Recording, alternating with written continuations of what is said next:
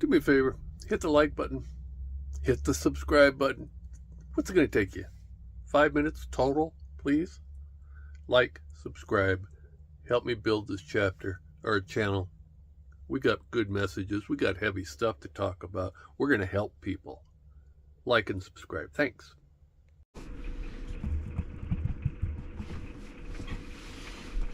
Greetings from Olympia. I'm going to apologize right now because I know nothing is perfect. The lighting is probably too bright. You can probably hear the furnace when it comes on, or the heater. In fact, let me turn the heater off for a second while I do this. You can hear the rain outside. The wind's going to be howling. I've been waiting to do this until I got some decent weather, but it's not happening. This is Olympia. This is November. We're actually scheduled for a what do they call it? A wind? Something cyclone. Bomb cyclone. That's supposed to come tonight. So we're just going to do this. Title of the film today is If Not Now, When? It's part of my Living with Maggie series. Let me start with a story. Some of you know this. For some it'll be new. My mom and dad were children during the Great Depression. And there's probably no way to adequately describe to people today what the Great Depression was like. But to give you an idea, my dad dropped out of high school as a sophomore and spent the next 2 years riding boxcars around neighboring towns in Iowa trying to find work so that he could send money back to his parents, because they didn't have enough money. You know. My grandparents lost most of their farm, their corn farm, and a lot of times, I know my dad said he had friends who it destroyed them having to stand in a bread line. These were proud people. And then he came right out of the Great Depression. Then as an 18-year-old, he signed on to fight in World War II. He was in 5 campaigns, including the landing at Anzio in Italy. And then he came out of World War II and moved and married my mother, and moved my mother and her daughter, moved them and my mother's parents out to Washington from Iowa. And so in 1948, I think, they took up residence in Washington. Shortly thereafter, they adopted me. And shortly thereafter, Dad was finally hired on full-time to work at a sand and gravel company where he worked for 20 years. We never had a lot of money. I would call us lower middle class in the 50s and 60s. We had enough money to pay the bills. Dad would take a loan every year, and I don't remember how much it was, but for our 1 week vacation in Seaside, Oregon, and then he'd spend the rest of the year paying off that loan. They took out an insurance policy for me to enter college. I don't know how he thought he was going to work enough to pay for college, but when he died my junior year, the insurance policy kicked in and paid for the rest of the college.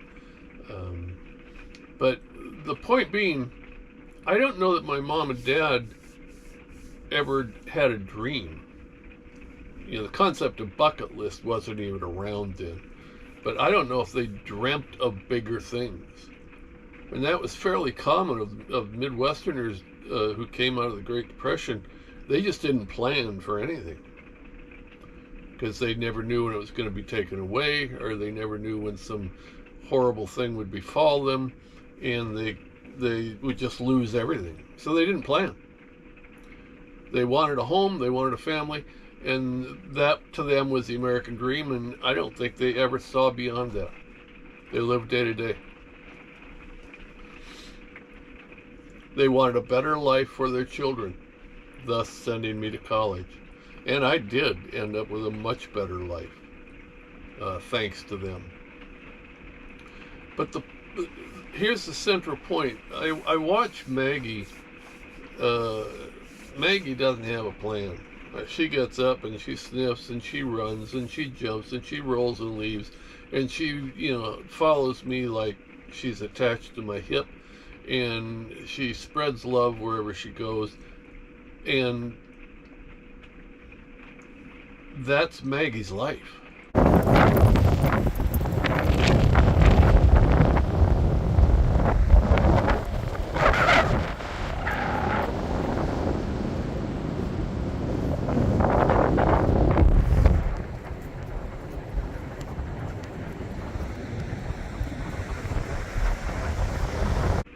She's living her dream. She has as good a life as a dog could hope to have. What do you think, Max? Come on.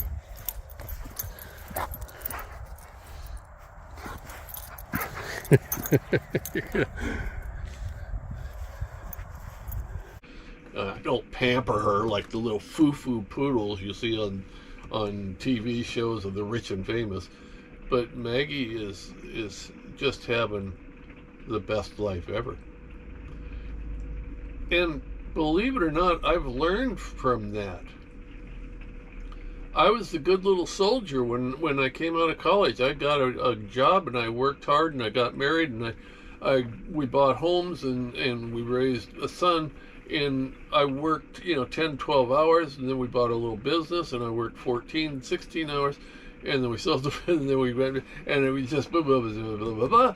And there was no vision in my head for anything other than that. And it wore me out. To the point where I would get up in the morning, I didn't even look forward to going to work anymore, which was highly unusual for me.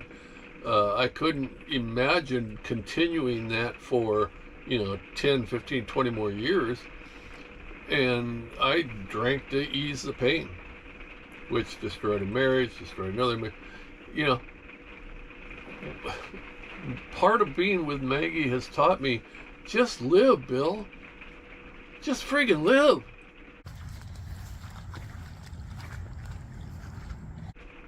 Have fun. Smell the damn roses out there.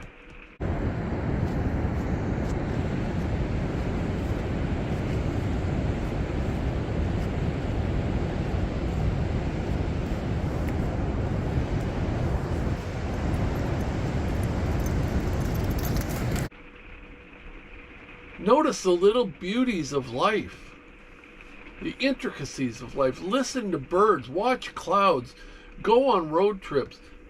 This working thing has got to stop, is what I was telling myself. And just, if not now, when, Bill? Your dad died when he was 50. Mom died when she was 80, but she didn't have fun for the last 20 years of her life. She didn't do it. She was not a happy person for the last 20 years. My best friend who took care of himself, and he died before me. If not now, when? Learn a new language. If not now, when? You pick up the paper every day and you read about somebody who died at 25, 30, 35, 40 years of age. If not now, when?